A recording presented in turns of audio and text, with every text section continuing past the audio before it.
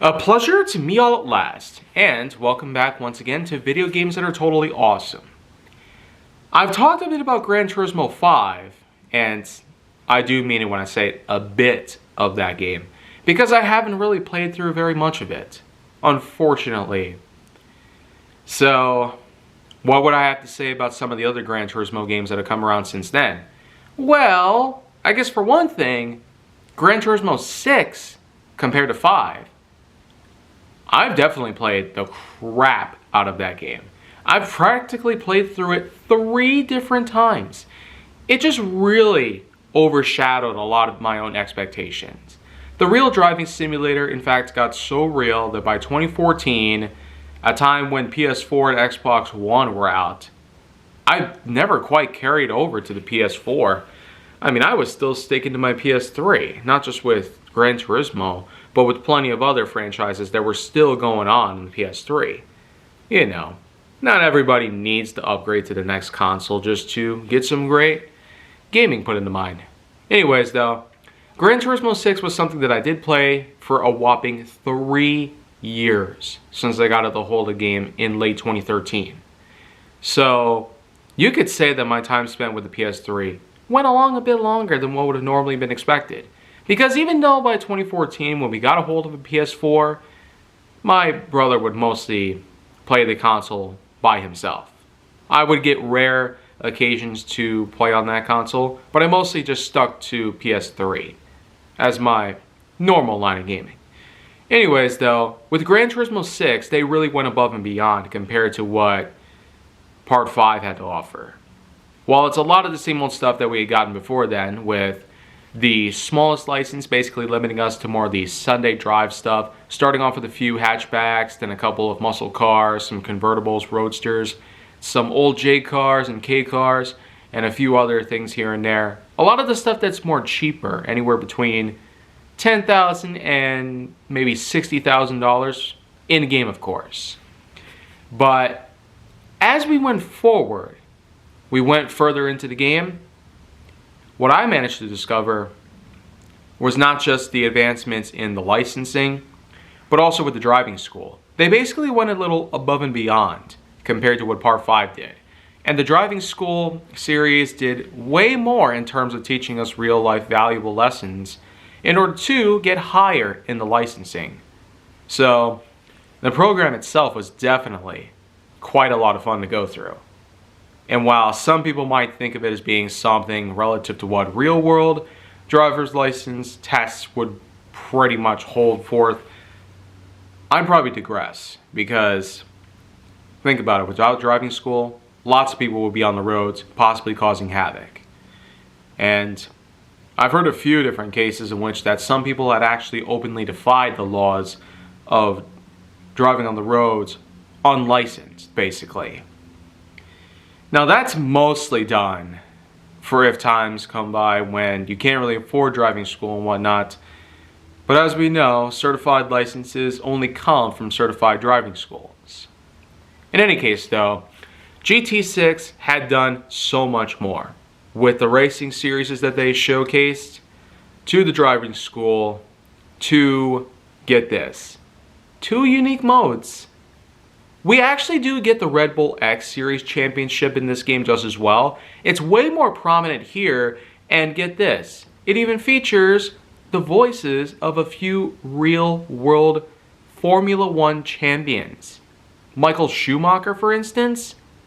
Oh man, who would have thought he'd actually make an appearance in this game? Let alone be mentioned, or anything of that sort.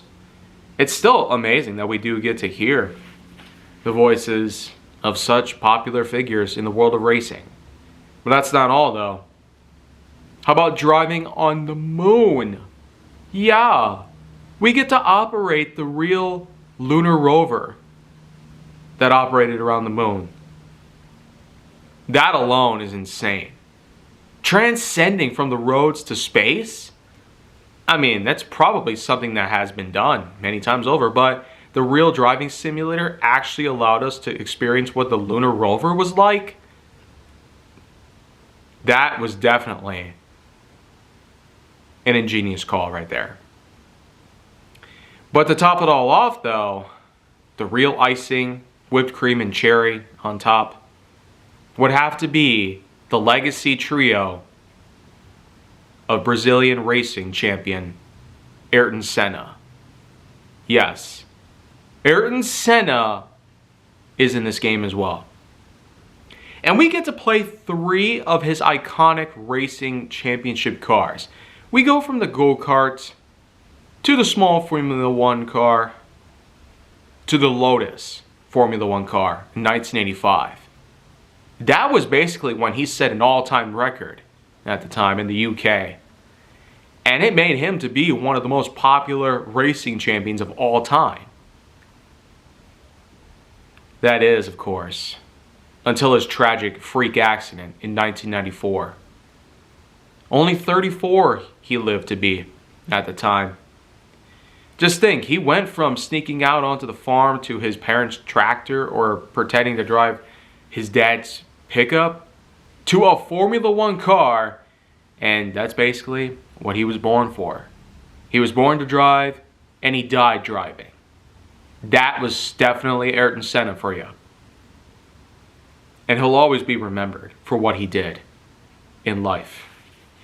But getting to experience that, along with the Red Bull Formula One cars and the Lunar Rover, talk about the perfect trio for the real world driving simulator. Because on top of having some incredible races take place and a unique soundtrack filled with a lot of unique copyrighted songs, of course, this game is just chock full of some amazing stuff. I mean, we basically gone from a Sunday drive on an oval-shaped track to the Nürburgring with 2 laps and the difficulty of maintaining fuel and tire wear. You know, it really goes to show the difficulty ramps up to the highest extents, and driving some of the fastest, most powerful cars while wearing down on your tires and consuming fuel from your tank truly is a champion of multitasking ability, gone way beyond the norm. Like I said, these extras alone would have been more than enough to make this game such a big masterpiece. Combined with all this other stuff though, I've considered Gran Turismo 6 to be the best thing I've ever possibly gotten on the PS3. And I kind of wish that they carried it over to the PS4, because for a while after Gran Turismo 6 was released in 2013, we actually did not get another Gran Turismo game.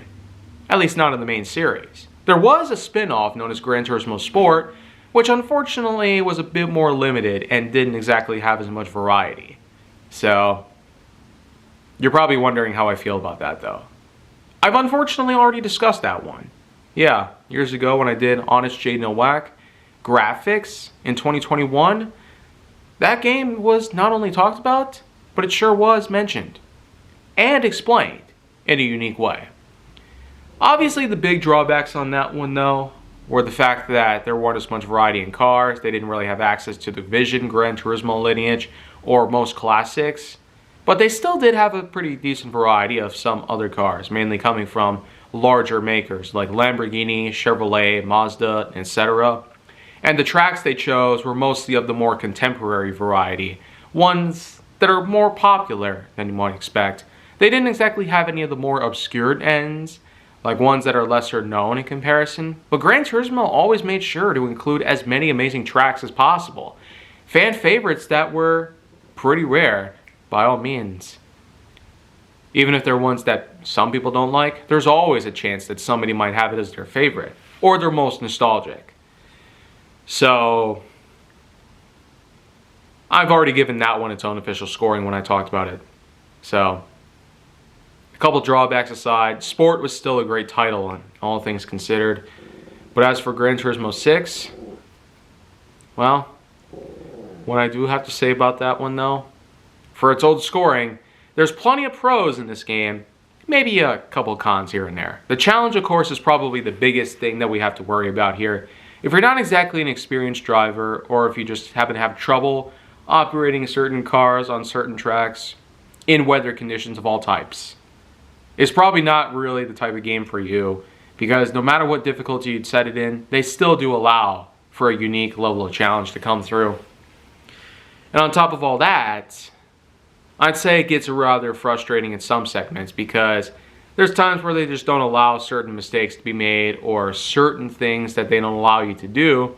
Depending on the race, depending on the filters you set up, depending on the game settings that are put into motion, there's always a good chance something could go wrong, and it's a one slip opportunity that makes you force your way back to the starting point in the race, no matter how far you made it.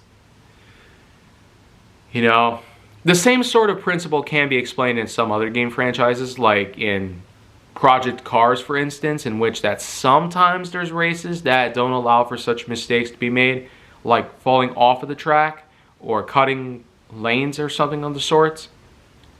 Yeah, there are some challenges of that sort that do take place where they don't allow for certain mistakes, otherwise it's an invalid lap time. But Gran Turismo 6 can fall under similar circumstances, and I wouldn't wholly recommend it for everybody whom is not very well experienced in that field. But the way I see it though, I played through so many racing games, I practically mastered so many tracks by this point. And for that reason alone, plus all the other stuff I've talked about, Gran Turismo 6 truly does deserve a big score. Probably the biggest one of the whole series thus far. So, 9.5 out of 10.1. We know that's not exactly perfect. Oh, but did I mention that Gran Turismo 6 also has the opportunity to go online? Yeah, you can go online with your friends in this game. One of the first times that it's happened. In any case though, a good 9.5 means this is the solid masterpiece out of all the ones so far. And while I've already talked a bit about sport, I certainly haven't talked about the latest installment. In 2022, they came back after about 9 years off, with sport only being there to keep us occupado. Gran Turismo 7, the latest installment, and the thing that I will do next in video games that are totally awesome. So, stick around for that one, and I'll see you guys then.